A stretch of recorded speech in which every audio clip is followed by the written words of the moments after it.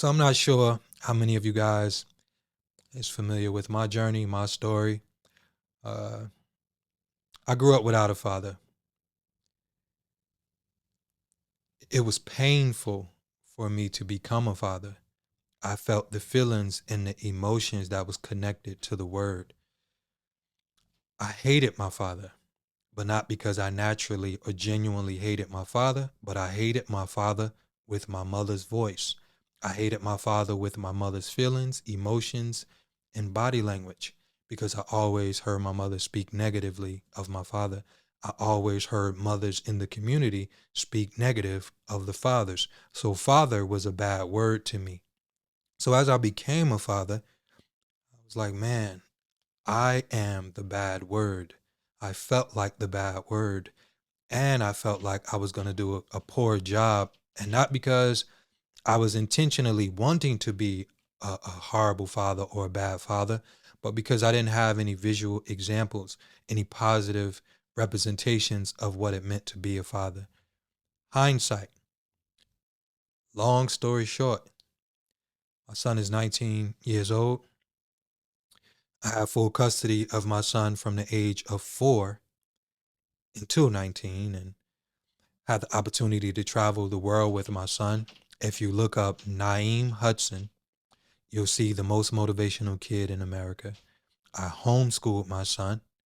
So as me and my son was traveling the world, Namibia, Johannesburg, Tanzania, Monterrey, Mexico, Dubai, Puerto Rico, and he was motivating and inspiring the world because I parented my son like I was saving myself. I'm not saying that I was perfect. I'm saying that I did the best that I could. I never cheated him. I gave him my all, and I still continue to give him my all, even with my shortcomings. Even though I struggled academically, I was afraid. It was fearful. I went through anxiety. I was overwhelmed, and I still made the choice to homeschool him. And this was before the pandemic. I didn't have all the information, but the one thing I knew that I had as a father was love, and that I still have as a father, love. So it takes time to build, to develop, and to grow, and to become a father. So that's bits and pieces of my story. So I want you guys to know where I'm communicating from. I'm communicating from the perspective of being a young man that grew up without a father, but I'm also communicating from the perspective of being a man that raised my son, for the most part, by myself. And I want you guys to know what I mean. And some people get offended because I understand the triggers that's around those conversations. And it used to be really triggering when it came to like sharing my son's journey. So, and at the same time, sensitive for my own personal relationship um, with my son. I never want my son to feel like I'm discrediting his mother. But me and his mother struggled with childhood trauma. Um, his mother plays a major role in my development. So I try my best to acknowledge her part in my life. I grew up, no one ever gave me time, attention, love. So for the most part of my life, I felt invisible. His mother was the first person that I seen see me. And that glance, that look gave me such a level of confidence. I think it was like eighth grade, ninth grade. And to see someone see me, to see someone give me a look like I matter, did so much to my self esteem. So we have to acknowledge and we have to pay homage to the people that played a part in our development and that invested in our self esteem. So, regardless if she was there to give time, attention, affection, she still played a part in the man that I became to be there for my son. So, her trauma showed up in a way that created a disconnection, and her trauma showed up in a way that interfered with her ability to be active as much as I'm sure he would have liked from things that he communicated when he was young, but also me as a father. But it was what I needed to develop. So I want you guys to know that I by no means am I taking away from the role that his mother played. She showed up from her ability, right? So I want you to know that I have empathy and compassion for her journey and for her story. And who knows, one day, we may get his mother to share and my son to share, right? When we talk about transparency and we talk about, because for those of you that know me, you know the journey of my son. You've seen my son on Dr. Oz, Good Morning America, and you guys witnessed this great, phenomenal, intelligent, wise beyond his years young man. But the foundation started with my tears. The foundation started with my fear. When my son was on the stage speaking to 20,000 people, I was in the crowd witnessing my tears and my joy and my strength and my wisdom in real time. Everything that went into my son, the time, attention, affection, and love, was a man and was a person that was saying that I'm going to change and break this generational curse in real time. So, lot to unpack. I want to make sure that I stay on the topic. So, we're talking about why some men struggle to connect with their children and how you can help, whether it's your husband or your ex boyfriend or whatever the case. We're going to get to the bottom of this conversation. So, get your notebooks, your devices, however you take the information, and I share from my journey, letting you guys know. I'm not letting you guys know, right? So I have that relatability of knowing what it means to be a full-time parent, knowing what it means to be an overtime full-time parent, to travel the world, to explore the world, to homeschool, to cook, clean, doctor's appointment, dentist appointment, right? So I have the relatability and the connection to the journey of single mothers and mothers that do everything by themselves. So can't dismiss me, and I get it. But I also have the wisdom and the knowledge to try my best to cultivate and create a loving environment regardless of whether the other parent is present in the moment, and still being a representation of love and still implementing love regardless if the other parent is not as active as you may like. So let's unpack. Let's dive into this conversation. I share this conversation with love. So let's go. Number one, lack of emotional awareness. Many men were raised in environments where emotions were suppressed. Okay. So I talked about that on the last video. When you grow up without a father, I grew up in a household. Whenever I was crying, my mother would beat me until I stopped crying. I was never allowed to be vulnerable. I was never provided a safe space.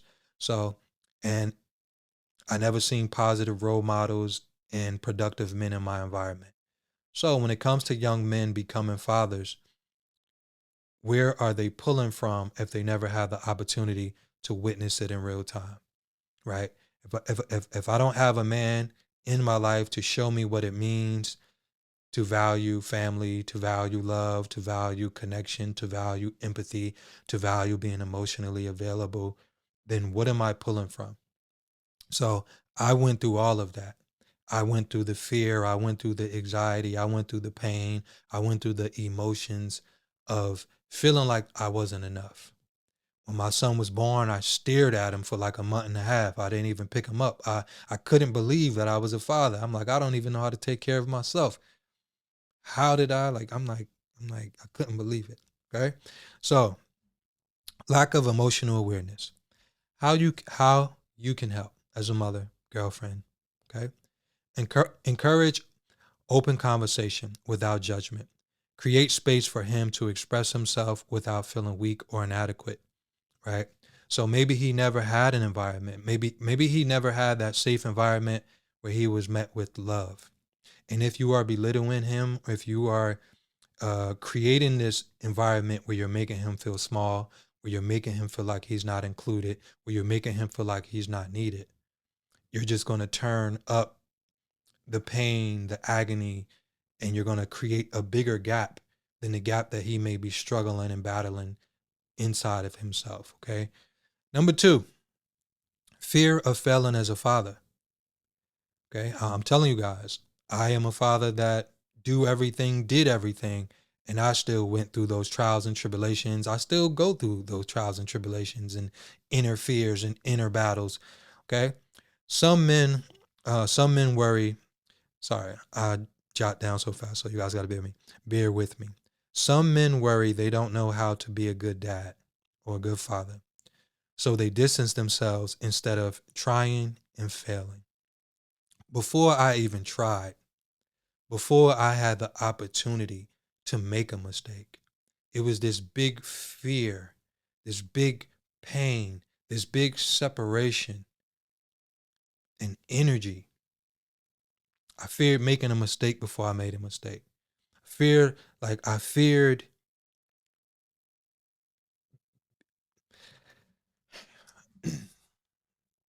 okay, I'm gonna let you guys know you guys are gonna see that a lot.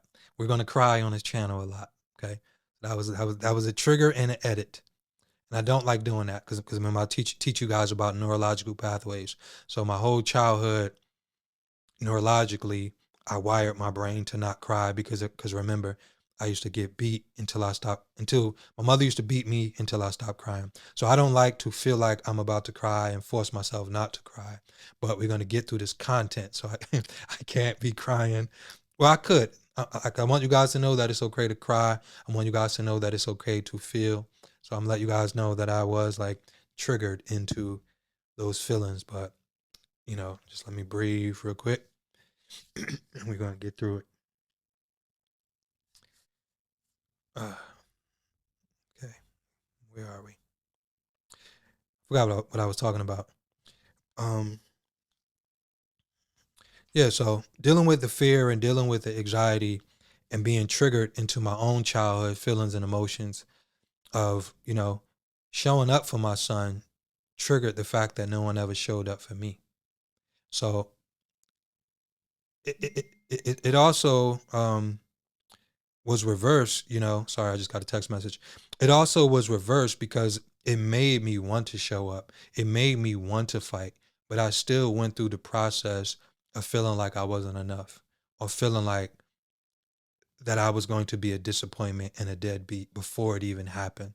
I went through the feelings and emotions. So when men are met with those feelings and emotions and pain and arguments and being discredited and being devalued, you turn up the inner noise and the inner conversations that's taking place inside of him already.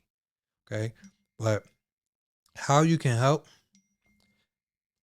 I do one-on-one sessions, so sometimes my clients just text. I gotta learn how to turn that off. Okay, how you can help? Reassure him that parenting is a learning process. Acknowledge his efforts, even if they are small. Right. So give him words of encouragement. Let him know that you see him. Let him know that you appreciate him, right?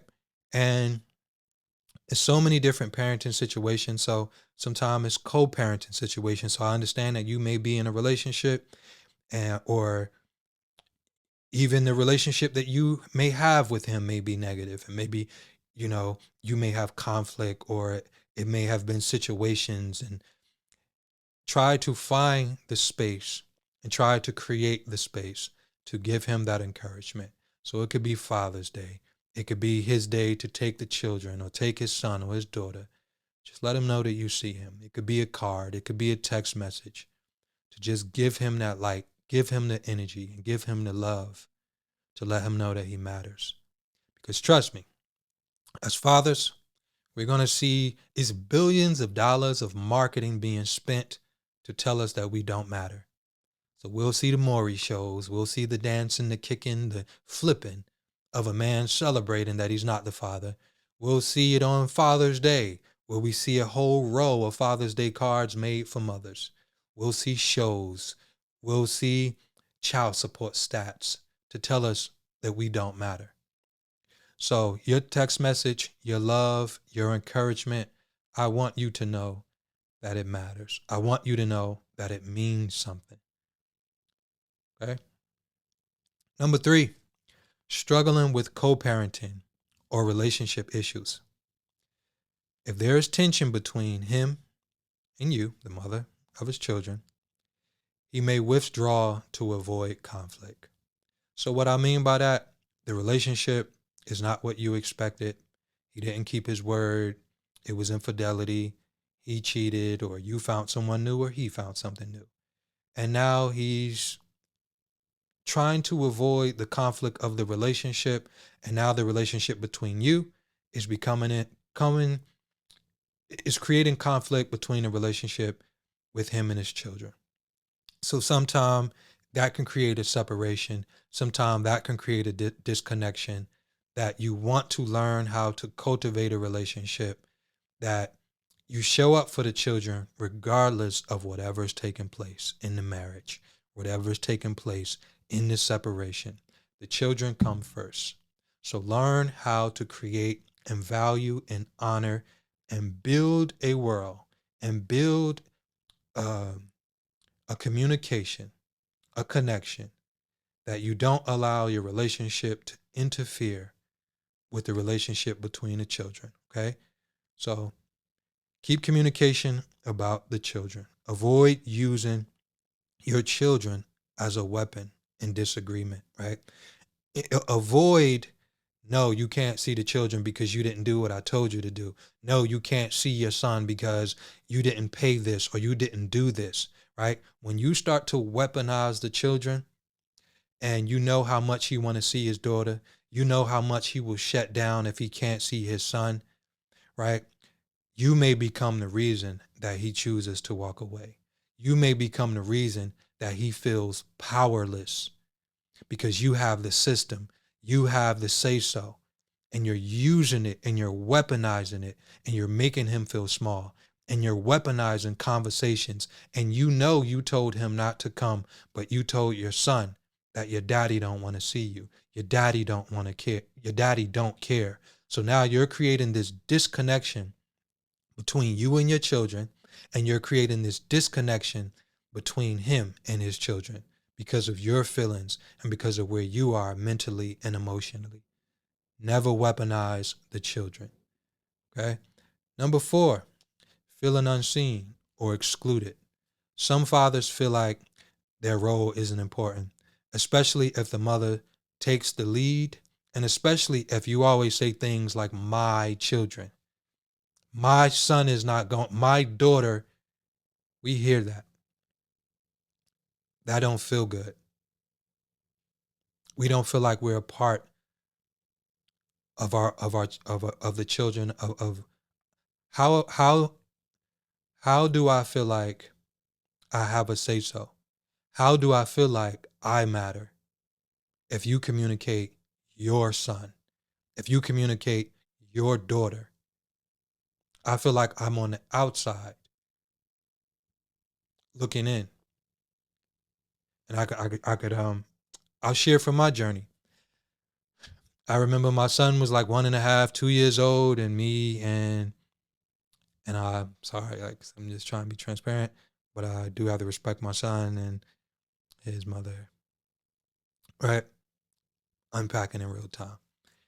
But I remember when I felt powerless. I remember when I felt like, man, I don't matter. Me and my son's mother, we got into an argument, and we were young. We were pretty much going through it and learning. And I remember it was a situation where she was leaving the house. It was 2 a.m. I didn't feel like it was okay. I didn't want my son to be taken out the house. I called the police. I'm like, oh, she taking my son. And, the police come and they're like, there's nothing we could do about it. It's nothing we could do. It's nothing you could do, you know. And they was more worried about me. They asking me all these questions and what did he do? And mind you, I called the police. I just don't want her to take my son. And literally, when they left, she left. I literally cried the whole night, well, whole mornings, 2 a.m. And that made me feel like, man, I don't matter. I don't matter. I don't have a say so. I don't exist.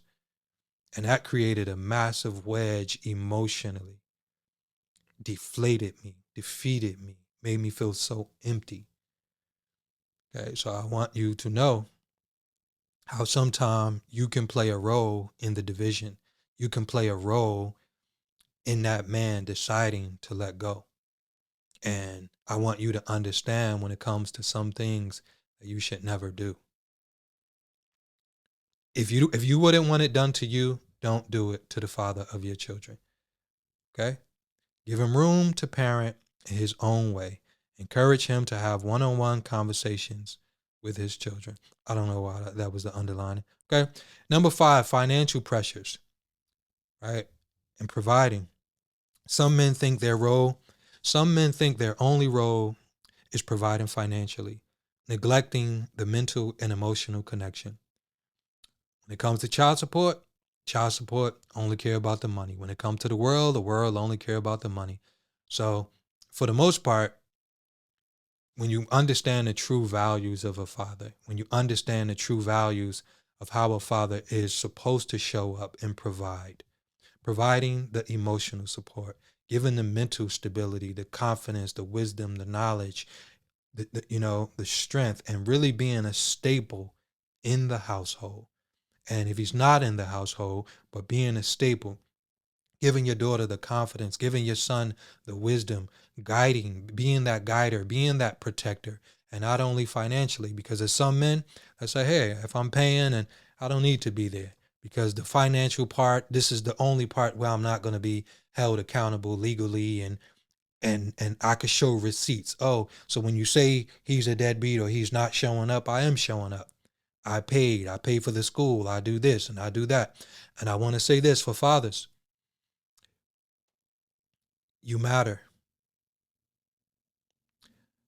Time, attention is worth more than money. I get the legal part, but basketball game, cheerleading for your daughter, right? Giving her that time, attention, being present matters. The conversations, the interactions, the encounters matters. So the new sneakers are cool. The video games are great. The outfits and your children may be happy in the moment, right? And you may feel like that's enough. They may even feel like that's enough. That's going to catch up. And they're going to want you to be there. They're going to want you to be there. They're going to want to connect to you. They're going to want to get to know you. So bigger than the legal system, bigger than someone else communicating how much they would like you to be there. I want you to understand that it's important for you to be there. It's important. It's important for you to show up. Okay. Um, some men think their only role, okay. Remind him that his presence matter more than his presence. Help him find non-material ways to bond with the children. That was just the helpful way, okay? Number 6, unresolved childhood trauma. If he didn't have a strong father figure or if he had a toxic upbringing, he might struggle to connect emotionally. Bingo. This was a major, major, major problem for me. Connecting to my son, seeing my son showing up in ways my father never showed up for me was so triggering for me because I was living the energy, the effort, and I showed up and I became the father that I always prayed for. I remember I used to walk down the street and stare in grown men's faces, wondering if I was walking past my father. I used to go outside, stand on the curve, and look at cars pass and wish my father would come and pick me up. And I want you guys to understand the two worlds that was going on in front of my mother. Whenever my father was mentioned, I had to like create this hate and this negative energy to please her or to connect with her. But inside, I was dying for my father. So I know some women I go, oh yeah, you may be a cheerleader to that. Oh, he don't want to see you. He always speak negative because you created that environment. He is connecting to the way that you feel. He is connecting to the way that you show up. And sometimes young men will do that. We will mirror those emotions. And that's all I was doing. And it was an emotional imbalance. So that's a real thing, when it comes to the way that his father showed up for him. And some men say, hey, my father wasn't there, so I don't know how to be there. I don't care to be there. I could give you guys the first time I genuinely connected to my son. Because I want you guys to understand, right? As mothers, you connect before the baby is even born. It lives inside of you. It's growing inside of you, right? The baby feels what you feel. It's eating what you eat.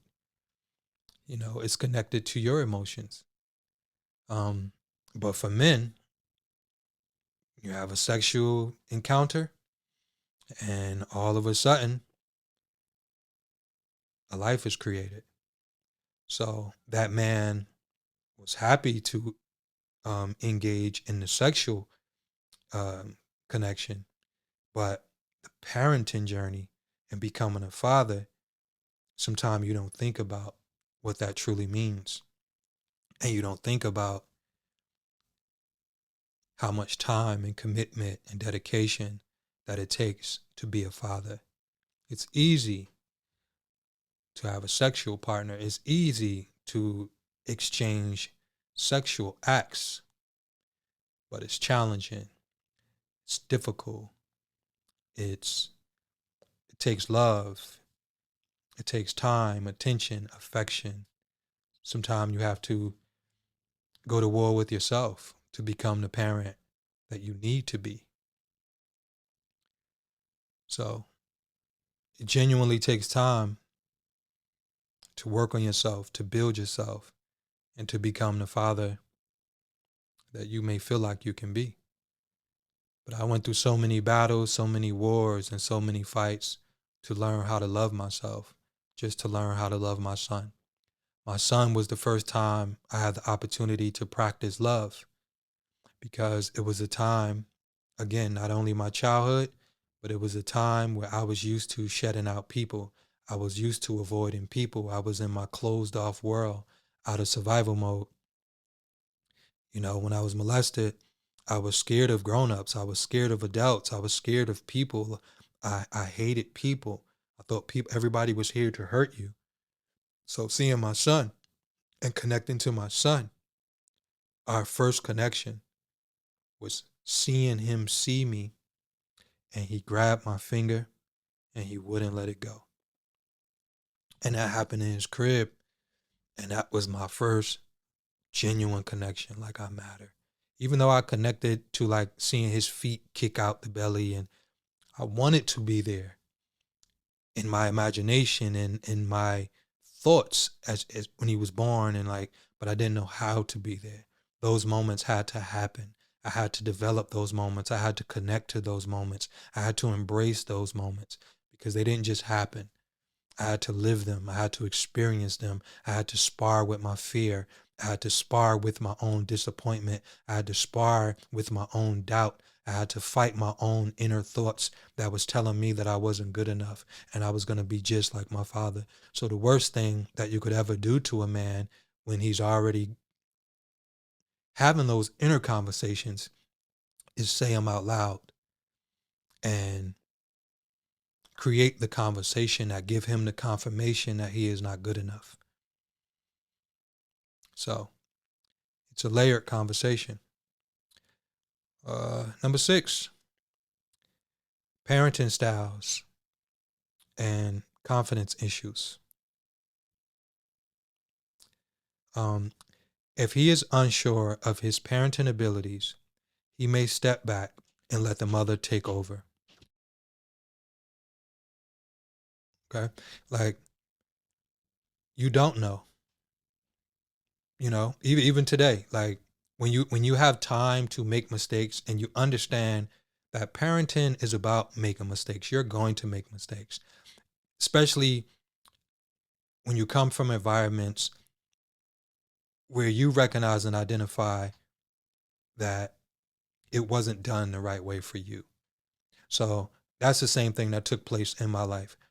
I decided that I wasn't going to parent my son the way that I was parented, and I threw away everything. How could I adopt the same parenting style if I was in pain my whole childhood? I threw everything away. So sometime, if you never give him the space and opportunity to make mistakes, to make adjustments, he will just give up on everything, right? So ways you can help. Allow him to develop his own style. Avoid correcting him in a way that makes him feel incompetent. Okay? I want you to think about that. If he's making mistakes, communicate the information in a loving way. Don't belittle him. Don't attack him. Don't make him feel small. He is learning. Give him time. Give him space to learn. Number 8, work and stress, the overload, right? Long hours and job stress can make him feel emotionally unavailable. So the perspective of I have to provide, I have to show up, I have to do this. When a man can't provide for his family and his children, it will break him in every way. So some men run because it's just like a man with his purpose and his dreams. It's like being purpose driven and wanting to provide for your family so bad. Sometimes you would just run away from everything because the pressure of figuring it out, the pressure of fighting and finding the balance. Because the world, again, the world is going to tell you what you're not. The world is going to tell you that you're not good enough. The world is going to tear you down. So when you step into your house, when you walk in and you feel like you feel the same thing in your household, sometimes that's enough to tap out. And I encourage my brothers, man, I want you to understand that sometimes that's a part of it. Okay. Sometimes you're going to go through phases. Sometimes you're going to go through moments, but don't allow temporary situations to create permanent outcomes and decisions to where you become the father to your children that your father was to you. If your father wasn't there for you and it created this pain and this heaviness that never gave you the opportunity to become the man that you pray to be, and you're healing and you're growing because you understand the challenges of an absent father, this is not the time for you to give up. This is not the time for you to neglect yourself. Show up for yourself. Gym, eat right, church, mentors, support system. Find you some positive brothers, some positive men, right? Sometimes we need to um, develop and grow a new peer group, right? If your friends just want to go out clubbing, drinking, smoking, and uh, dealing with women and material things all day, and you're trying to compete with a new car, and you're trying to compete, and and you're just in this window of this is all you do with your friends. You need to establish a new group of friends, friends that value their family, friends that want to genuinely show up and be fathers. Put yourself in a circle, put yourself in a situation where you could learn from men, from your brothers, and understand what it means to show up and become the father that you want to be. Have those conversations with your children. How can I show up better? What can I do? Sometimes they don't want you to be as perfect as you perceive them to want you to be. Sometimes you're putting all this pressure on yourself for nothing. Daddy, all I want is time, right? They'll tell you, all I want is time. We could just go to the movies. We could just go to the park. Can you just come to my basketball game? Sometimes it's just time. And you'll think just because you can't buy the app, the iPhone, the new sneakers, that you're not enough. I want you to work on that and understand that you are enough. And don't allow yourself to be defeated because you can't provide material things. Your time is worth more than material things. You are the most important material in their life. love, showing up. Okay. Um, Number 9, not understanding their children needs. Some men don't know how to relate to their children at different ages, right? So for me, I'll give you guys this example. The 5-year-old version of my son was not the 10-year-old version of my son. The 10-year-old version of my son was not the 15-year-old version of my son. So when you don't establish a solid connection, you don't establish a firm, genuine bond, you're coming in and out of your life. You're coming in and out of your children's life at different phases and different spaces. So you may not understand how they're showing up, right? So 4, 5, 6, my son wanted all my time, attention. He wanted to be seen. He wanted me to acknowledge him, sliding down the sliding board, playing toys, right? He wanted more of my time, wanted more of my energy. 10, it shifts. He's experimenting, he's learning, he's connecting to his own world. 15, new friends, new environments. You want to go to the park with his friends. I'm the old man, I'm not cool no more, right? So if you're in and out of his life, or your son or your daughter, right, and now they don't want this time and attention, you may look at it in a way, hey, my son don't love me, my daughter don't love me. It's not that they don't love you or they don't care. They're building and they're establishing, they're finding their own direction. Show up, water where you can, share insight, information. Don't take it so personal, right? Don't take it so personal. Understand that it is okay for them to establish their own world, to establish their own life, right? Show up, give love, right? So it's times when my son need me, right? When my mother passed, he needed that 5-year-old hug again. Cried on my shoulders like a baby. And that's where I show up. That's where I connect to that 5-year-old energy that I miss, where I got 100 hugs a day, where I could pick my son up, where we were just connected and we just spent so much time together. When your children grow, they may not be as clingy or as needy, but don't take that and misunderstand that and think that they don't love you, right? So educate him on development and suggest activities that fit your children's personality, right? So if you being a mother and you spend more time, and that's not number 10, that was just the underlining, right? Give him and communicate with him and let him know the new things that his son or daughter may be into, to just give him the heads up on ways that he can connect. It's teamwork. Parenting is teamwork. It's about the development of the child. Okay? You're not at war. We talk about doing it in a healthy way. When we talk about showing up better, when we talk about showing up in a loving way, we're doing it different. We're not competing. We're not battling. We're not going through this tug of war. We're not belittling. We're not disrespecting. Love, empathy, compassion. Number 10, drum roll. Hopefully you guys are with me. Hopefully you guys are taking notes. Give me your feedback, right? Is it anything I miss? Okay, let's put it in the comment section. Let's grow. If you want to talk about this conversation a little more, if you want me to tailor a list, if you want me to communicate and have a one-on-one session with your husband, your boyfriend, reach out, sessionswithdash.com, or reach out on Instagram, Facebook, have a one-on-one session. I would love to build. I would love to talk and communicate these things. Let's see. Number 10, fear of rejection. This is a big one.